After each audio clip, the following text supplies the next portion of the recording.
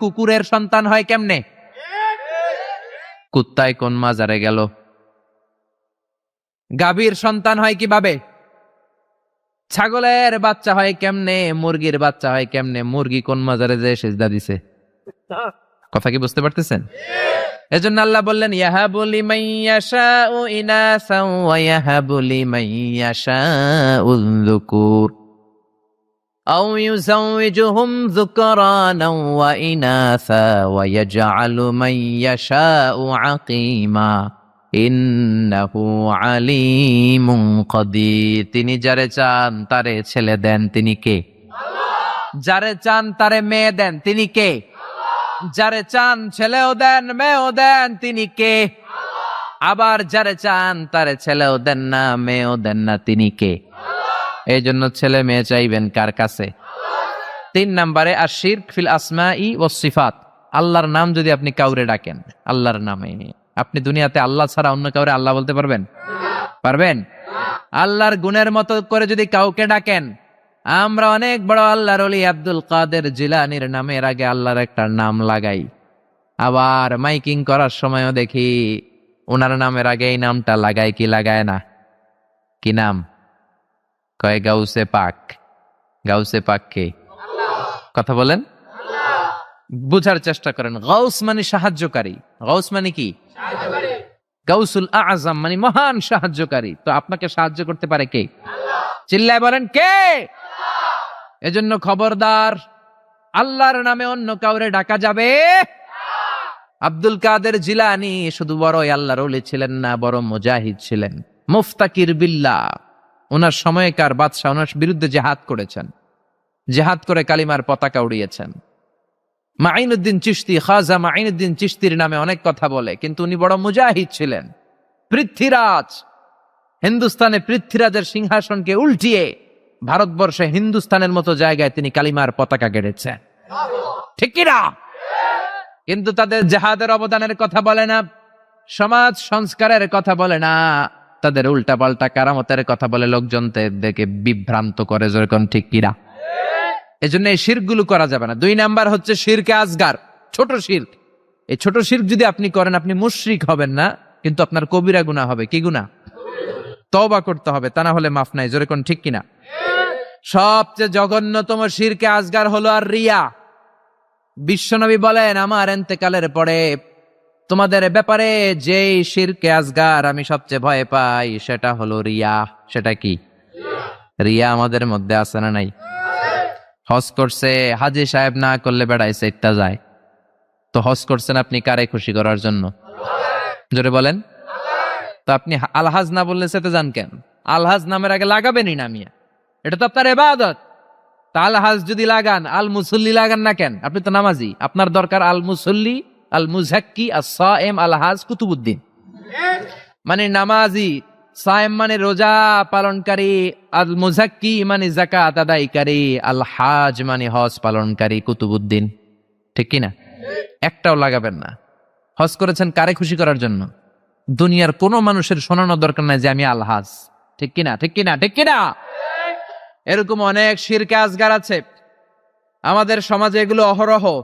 বিশ্বনবী বলেছেন আল হালাফু বিগাইরি ইসমিল্লাহ, আল্লাহ ছাড়া অন্য কারো নামে শপথ করা, কসম করাও শিরকে আসগার। কিন্তু আল্লাহর নাম ছাড়া অন্য নামে কসম আছে না নাই? কয় হুজুর কোরআনের কসম, হুজুর মসজিদের কসম, কাবার কসম, বিদ্যার কসম, মাথার কসম, মায়ের বুকের দুধের কসম, আর কি কি কসম আছে কন্ত? মাটির কসম, কিসের কসম? সিলের কসম, ছেলের কসম, মেয়ের কসম, আছে না নাই? আছে না নাই? করা যাবে। কসম কাটলে একজনের নামে কাটবেন, তিনি কে? বিশ্বনবী বলেছেন মান কানা হালিফান লা মাহালাতা ফালিয়াহলিফ বিল্লাহ। কোন ঝামেলায় পড়ে কোন বিষয়কে বেশি গুরুত্ব আরোপ করার জন্য, এমফাসাইজ করার জন্য যদি কখনো কসম কাটতে হয়, একজনের নামে কাটবা, তিনি কে? আল্লাহর নামে কসম হবে, আল্লাহ ছাড়া কারো নামে কসম হবে না।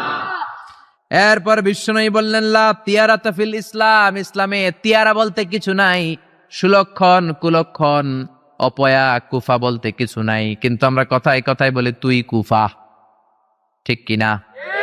খেলার সময় তুই ঢুকলে আমার দলের লোকেরা আউট হয়, বলি না? ভুয়া কথা। ও ঢুকলেও আউট হবে, না ঢুকলেও আউট হবে, ঠিক কিনা? নতুন বউ আসছে বাড়িতে, বৌমারে শাশুড়ি বলে মা একটু চা বানায় খাও। নতুন বৌমা, নতুন বাড়ি, নতুন জায়গা, বুঝে নাই, চা বানাতে যে প্রিস্টিজ ভেঙে ফেলছে। এখন তো বউটা তো ভালো না, এটা তো অপয়া, এটা তো কুলক্ষণে, এটা অমঙ্গলে, বলে না? এজন্য খবরদার, এগুলো বলা যাবে। মুসলমান বিশ্বাস করে ওয়াল কদর, তাকদীরের উপর, খাইরিহি ওয়া শাররিহি মিনাল্লাহ, ভালো হোক মন্দ হোক একজন করতে পারে, তিনি কে? এরপরে ইতিয়ানুল আররাফিন, গণকের কাছে যাওয়া। গণক বাবারা আছে না নাই? গণকদের কাছে যাওয়া যাবে না। কেউ যদি গণকের কাছে যায়, যে যদি কিছু জিজ্ঞেস করে, ওই জিজ্ঞেসকারীর 40 দিনের নামাজগুলারে বাতিল করে দিবে কে? শুধু জিজ্ঞেস করছেন, যে জিজ্ঞেস করছেন যে আমার একটা সমস্যা, এটা কি হইতে পারে? গণক তো কোনো ভবিষ্যৎ বলতে পারে না, ভবিষ্যৎ বলতে পারে একজন, তিনি কে? গণকের কাছে যাবেন না। তবে যেতে পারেন এক শর্তে, যে বলবেন গণক বাবা চেম্বার দিয়েছেন কেন, কি হয় এখানে? গণক বলবে আমি সব জানি, আমি ভবিষ্যৎ বলে দিতে পারি, ভবিষ্যতে কি হবে আমি সব জানি। তখনই দিবেন 20 কেজি ওজনের এক থাপ্পড়। থাপ্পড় দিলে যদি সে চটে যায়, রেগে যায়, বলবেন আপনি তো ভবিষ্যৎ জানেন, আমি যে এসে থাপ্পড় দিব তাও তো জানেন, জানি না শুনে কেন থাপ্পড়টা খাইলেন, কেন দৌড় দিলেন না, ঠিক কিনা? এভাবে গণকদেরকে সাইজ করার দরকার আছে না নাই? তুলা রাশি, বৃষ রাশি, কর্কট রাশি, সিংহ রাশি, সিংহ রাশি, এরপরে কন্যা রাশি, এরপরে উল্লুক রাশি, ভাল্লুক রাশি, কুত্তা রাশি, বিলাই রাশি, আছে না নাই? আছে না নাই? তারপরে হাতের রেখা দেখে কথা বলে, হাতের রেখায় সব আছে। আপনি যাবেন, ম্যাগনিফাইং গ্লাস ইউজ করে ওরা, মানে ছোট জিনিসকে বড় দেখা যায়, এরকম গ্লাস নিয়ে এক চোখ বন্ধ করে এইভাবে দেখবে, আর বলবে তোমার হাতের রেখা অনেক ভালো, তুমি সদর দক্ষিণের পোলা, তোমার কপাল ভালো, এই রেখাটা যদি এই দিক দিয়ে ওই দিকে যায়, তুমি কিছুদিনের মধ্যে ইনশাল্লাহ সৌদি আরব, তারপরে কয়েকদিনের মধ্যে বিয়ে করতেছো, অনেক টাকার মালিক হবা, তুমি অনেক বড় নেতা হবা, দেদারসে অনেক কিছু শোনায় দিবে আপনারে। আসলে সে কিচ্ছুই জানে না, জানে একজন, তিনি কে? তারপরে কাইতন বাঁধে, ছোট্ট ছেলে মেয়েদের কোমরের মধ্যে কাইতন বাঁধে না? আপনাদের এলাকায় বাঁধে? তাবিজ ঝুলা, এতগুলা করে তাবিজ, গলায় এতডি, হাতে এতডি, এদিকে এতডি, আবার কোমরে এতডি। তাবিজের ভারেই তো পোলায় অসুস্থ হয়ে যাবে। সুস্থ হবে কি করে? বিশ্বনবী তাবিজ ঝুলান নাই, বিশ্বনবী ঝাড়ফুঁক করতেন, রুকিয়া, ঝাড়ফুঁক করবেন। বিশ্বনবী হাসান হুসাইনকে ঝাড়ফুঁক করতেন। বুখারীর বর্ণনা, আউযু বিল্লাহি, আউযু বিকালিমাতিল্লাহি তাম্মাহ মিন কুল্লি শাইতানিন ওয়া হাম্মাহ ওয়া মিন কুল্লি আইনিন লাম্মাহ। এই দোয়াটা পড়ে বিশ্বনবী হাসান হোসেনকে ফু দিতেন। বিশ্বনবী তাবিজ দেখলে ছিঁড়ে ফেলতেন, সাহাবারা তাবিজ দেখলে ছিঁড়তেন, আর আমরা তাবিজ ঝুলাই। তাবিজ আপনার কিচ্ছু করতে পারে না, করতে পারে কে?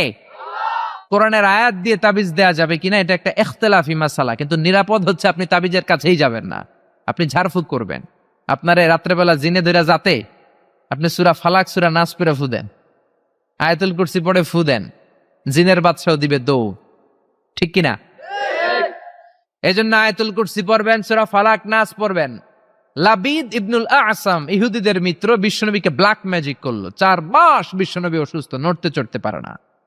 বিশ্বনবী 4 মাসে তাবিজ ঝুলায় নাই। 4 মাস পরে সাইয়েদনা জিব্রাইল সূরা ফালাক, সূরা নাস নিয়ে নাজিল হয়ে যায়। 2 সূরার মধ্যে 11টা আয়াত। বিশ্বনবীর নিয়ে একটা কুয়ার কাছে যে সাইয়েদনা জিব্রাইল বললেন, ও নবী, কুয়ার ঢাকনা তোলেন, দেখবেন একটা চিরুনি আছে।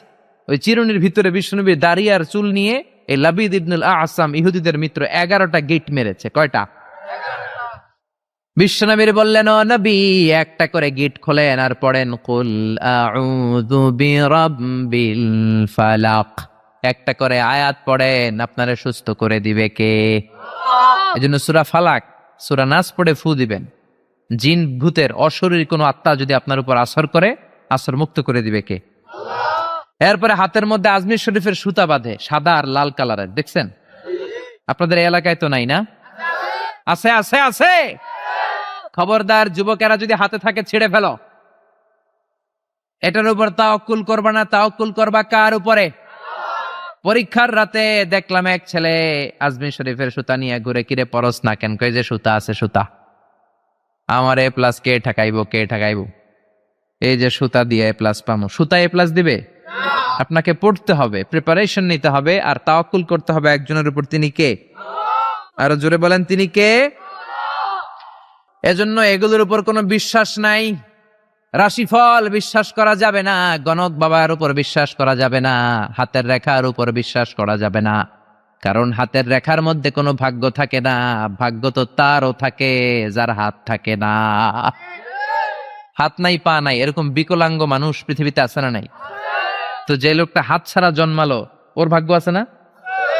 সুবহানাল্লাহ পড়েন। একটু চিন্তা করলেই আপনি সব টের পাবেন।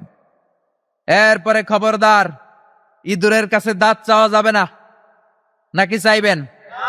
এলাকায় আছে দাঁত পড়ে গেলে ইন্দুরের গর্ত খুঁজে, যে বলে ইন্দুর মামা আম্মাই কইছে আমনে নাকি আমার বড় মামা, আমার মোটা দাঁত নিয়ে আপনার চিকন দাঁত দেন। মানুষের রুচি কত নিচের দিকে নামলে আশরাফুল মাখলুকাত হয়ে ইঁদুরের গর্তের কাছে যে দাঁত চায়। অমিয়া দাঁত নেয় কে? দাঁত দেয় কে? এজন্য চাইবেন কার কাছে? এরপরে দেখবেন ট্রাকের পিছনে পুরান জুতা আসরা নাই। আমি তো বিভিন্ন জায়গায় রাতে রাতে ঘুরি, প্রায় দেখি লরি ট্রাক গুলোর নিচে, পুরাতন যে বাসগুলো আছে এগুলোর নিচে সিরা জুতা। কেন? বাসওয়ালারা বলে হুজুর বদ নজর থেকে বাঁচার জন্য, হুজুর মুখ লাগে মুখ লাগে। তো কি হয়েছে? কয় পুরান জুতা ঝুলাইলাম, যেটা মুখ লাগাইছে ওর গালে যায় আমার সিরা জুতা যায় পড়ছে। পড়ছে পড়ছে না। তো আপনি আপনার ট্রাক বাঁচানোর জন্য আপনি তাওয়াক্কুল করলেন সিরা জুতার উপর। আপনার ট্রাক বাঁচবে কেমনে? এটা তো রাস্তায় আপনি অ্যাক্সিডেন্ট করে মরবেন, এমনি তো আপনি মরবেন, ঠিক কি না? তাওয়াক্কুল হবে একজনের উপর, তিনি কে? তারপর অনেক ড্রাইভাররা মাজার দেখলে গাড়ি স্লো করে, আছে না নাই? কেন স্লো করলা? কয় হুজুর বাবা অনেক গরম, গরম বাবা, জোরে চালাইলে আমার গাড়ি উল্টায় দিব, আপনি মইরা যাবেন। তো মাজারে যে শুয়ে থাকে সে যদি গাড়ি উল্টায় দেয়, সে যদি দুর্ঘটনার কারণ হয়, সে যদি মানুষ মারে, ওটা কি বাবা নাকি ডাকাত? ওটা কি বাবা না সন্ত্রাস? এজন্য এগুলোতে বিশ্বাস করা যাবে। বাচ্চাদের কপালে টিপ দেয় কেন? বদনজর থেকে বাঁচবে না। বাচ্চাকে ঘর থেকে বের করার আগে সূরা ফালাক সূরা নাস পড়ে ফু দিবেন, আয়াতুল কুরসি পড়ে ফু দিবেন। বদনজর থেকে বাঁচাবে কে? কালো টিপ দিবেন না তো।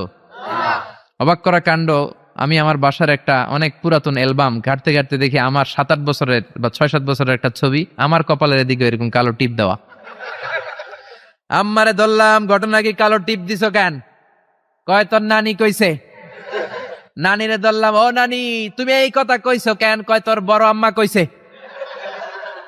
বড় আম্মা মইরা গেছে, আর খুঁজা পাই না। বড় আম্মা বেঁচে নাই, আল্লাহ ওনারা জান্নাত নসিব করুক। তো আগে এই যে নানি, বড় মা, দাদি এরা যা বলতো এটাই ছিল রেফারেন্স। এখন আমরা কোরআন থেকে শুনি, কোরআন থেকে মানি, ঠিক কিনা? এরপরে বলে পরীক্ষার দিন সকালে ডিম খাওয়া যাবে না। তার মানে একবার 100-এ কমন পড়ছে ওনাদের। সবার হাসি দেখে মনে হচ্ছে 100-এ 100 কমন। সদর দক্ষিণে এটা ঘরে ঘরে আছে না? ভুয়া কথা। আমি যতবার ডিম খেয়ে গেছি ততবারই ফার্স্ট পরীক্ষায়। ইচ্ছা মতো ডিম খেয়ে যাবা, পরীক্ষায় ফার্স্ট বানাই দিবে কে? এরপরে বলে খবরদার জট কলা খাবি না,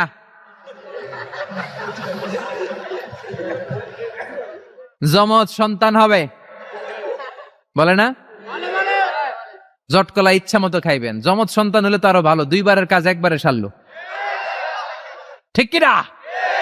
10 মাস 20 মাস একটা মায়ের 2বারে কষ্ট, 2বারে সিজার করে পেট কাটো, 50-50 হাজার করে 1 লাখ টাকা, টাকাও বাঁচলো, মায়ের কষ্টও বাঁচলো, ঠিক কিনা? এজন্য এখন থেকে জট কলা খুঁজে খুঁজে খাইতে হবে। রাজি আছো মুসলমান? এরপরে কয় হাত চুলকালে টাকা আসে, বলে কি বলে না? আবার বলে তোর মাথার মধ্যে 2 গিট, তোর বিয়া হইব 2টা, বলে বলে। এজন্য সাইয়েদনা লোকমান ছেলেরে সাবধান করে দিলেন, লা তুশরিক বিল্লাহি ইন্নাশ শিরকা লাযুলমুন আযীম। খবরদার আমার কলিজার টুকরা বাজান, শিরক করো না। এই যেগুলো বললাম এগুলো কইরো না বাবা, এগুলো করা যাবে না। মুসলমান এগুলোতে বিশ্বাস করে না, এগুলোর উপর তাওয়াক্কুল করে না। মুসলমান তাওয়াক্কুল করে একজনের উপর, তিনি কে?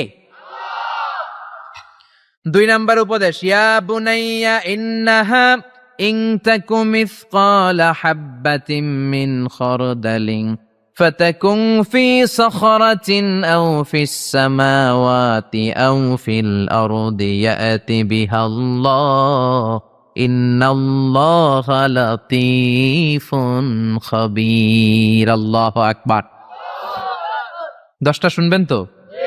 মনে মনে কইতেছে হুজুর যেমনে ধরছে টাইট কইরা সারা রাত নিয়ে ফেলবে না, অল্প কয়েক মিনিটে শেষ করে দিব, আর লম্বা করবো না, অনেক কষ্ট হচ্ছে আমি বুঝতেছি। 2 নাম্বার উপদেশ, ইয়া বুনাইয়া, ও আমার সন্তান, তুমি যদি সামান্য কোনো ভালো কাজ করো কিংবা জাররা পরিমাণ পাপ কাজ করো, এটা আকাশে উঠে করো কিংবা পাহাড়ে ঢুকে করো কিংবা জমিনের ভেতরে লুকিয়ে করো, কেউ দেখে নাই, দেখেছে কে?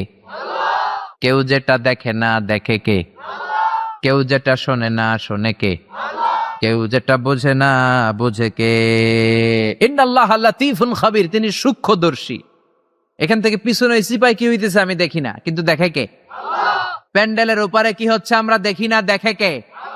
বাংলাদেশের ওই প্রান্তে রোহিঙ্গাদের সাথে কি আচরণ হচ্ছে কেউ দেখে না, দেখে কে? ছেলেরে এই ব্যাপারে সচেতন করে দিলেন। ছেলেরে প্রথমে বললেন বাবা খবরদার শিরক করিস না, দ্বিতীয় পর্যায়ে বললেন বাবা ছোট্ট অন্যায় করো, ছোট্ট ভালো করো, কেউ দেখে নাই, আল্লাহ দেখে। এজন্য ছোট্টবেলা থেকে এই ছেলেদের মনের ভেতরে আল্লাহর ভয় ঢুকানোর দরকার আছে না নাই? এই ছোট্টবেলা থেকেই দ্য সেন্স অফ অ্যাকাউন্টেবিলিটি, জবাবদিহিতার ভয় ঢুকাই দিবেন ছেলের ভেতরে। এই তাকওয়া নামক সফটওয়্যার যদি ছেলের মাথায় এখনই ইনস্টল করে দিতে পারেন, এই ছেলে কোনোদিন বেয়াদব হবে না, বেনামাজি হবে না, ঠিক কি না? ছোট্টবেলা থেকেই সাবধান করেন। ছোট্ট বাচ্চারা দেখবেন আপনি কালো কালারের কলম কিনে দিছেন তো, স্কুলে যেয়ে দেখে ওর বন্ধুর কলমের কালি লাল, আস্তে করে ওর কলমটা ব্যাগে ভরে নিয়ে আসে না? আপনি এক ধরনের রাবার কিনে দিয়েছেন, এটা ভাল লাগে না, ওর বন্ধুরটা ভাল লাগছে, ব্যাগে ভরে নিয়ে আপনি শিখান বাবা কারো পারমিশন ছাড়া কোনো জিনিস যদি নাও এটাকে চুরি বলে, কেউ দেখে নাই কিন্তু দেখছে কে? খবরদার কারো জিনিস না বলে নেওয়া যাবে। আপনার ছেলে রাস্তা দিয়ে হাঁটে, 500 টাকার নোট পেয়েছে, শিখাই দিবেন খবরদার যত বড় টাকার নোট পরে থাকুক হাত দেওয়া যাবে। ছেলেরে শিখায় দেন রাস্তা দিয়ে হেঁটে যাচ্ছ, আম বাগানে আম পেকে আছে, টুপ করে একটা আম ব্যাগে করে নিয়ে আসছো, কেউ দেখে নাই, দেখেছে কে? শিখাবেন এগুলো ছোট্টবেলা থেকে শিখাবেন। জবাবদিহিতার ভয়, তুমি যাই করেছো কিয়ামতের দিন এটার হিসাব আছে না নাই? 3 নাম্বার উপদেশ, ইয়া বুনাইয়া আকিমিস সালাতা ওয়া আমুর বিল মা'রুফি ওয়ানহা আনিল মুনকার। ইয়া বুনাইয়া, ও আমার বাজান, ও আমার সন্তান, আকিমিস সালাত মানে কি? সালাতে কায়েম করো, সালাতে কায়েম করো, হবে সম্মানী তুমি, হবে জান্নাতি তুমি, হবে সম্মানী তুমি, হবে জান্নাতি তুমি, দিবে কাল হাসরে শীতল ছায়া আরশে আজিম, রাব্বিয়াল আলা রাব্বিয়াল আযীম। আল্লাহু আকবার। আকিমিস সালাহ, বাবা সালাত কায়েম করো, নামাজ পড়ো, কেননা নামাজের হিসাব প্রথমে নেওয়া হবে। আউয়ালু মা ইউহাসাবু বিহিল আবদু ইয়াউমাল কিয়ামাতি আস-সালাত, কিয়ামতের দিন সর্বপ্রথম যেই জিনিসটার হিসাবে হবে সেটা হলো নামাজ। ফাইন সলুহাত সলুহা সাইরু আমালি, নামাজের হিসাব যদি সহজ হয় পুরো আমলনামাটারে সহজ করে দিবে কে? ওয়া ইন ফাসাদাত ফাসাদা সাইরু আমালে, নামাজের হিসাব যদি গন্ডগোল লেগে যায় সব গন্ডগোল পাকায় দিবে কে? এজন্য ছেলেরা ছোট্টবেলা থেকেই নামাজ শিখাবেন। রাজি আছেন তো? তাহলে সাইয়েদানা লোকমান প্রথমে বলল বাবা শিরক করবি না, তারপরে বলল বাবা যাই করো না কেন কেউ না দেখুক, দেখে কে? তারপরে বলল বাবা সালাত কায়েম করো। কি কায়েম করো? বিশ্বনবী বললেন মুরু সিবিয়ানাকুম বিসসালাতি ওয়া হুম 7 সিনিন, ছেলের বয়স যখন 7 হয় নামাজের আদেশে দাও। ওয়াদরিবুহুম আলাইহা ওয়া হুম 10 সিনিন, 10 বছর বয়স হলে নামাজের জন্য শাসন করো, ঠিক কি না? বয়স যখন 7 শাসন করবেন না, বলবেন বাবা নামাজে যা, সাথে করে নিয়ে যাবেন। অবশ্যই বাচ্চাদেরকে মসজিদে নিয়ে যাবেন। আমাদের বাংলাদেশে বাচ্চা নিয়ে মসজিদে ঢুকতে দেয় না, কিছু মুরব্বীরা চাইতে ওঠে, কিছু মুরব্বীরা রেগে যায়। এই মুরব্বীরা ওই বাচ্চার বয়সে মসজিদের দিকে পয়রা পিছলা খাইয়া পড়েও নাই, ঠিক কিনা?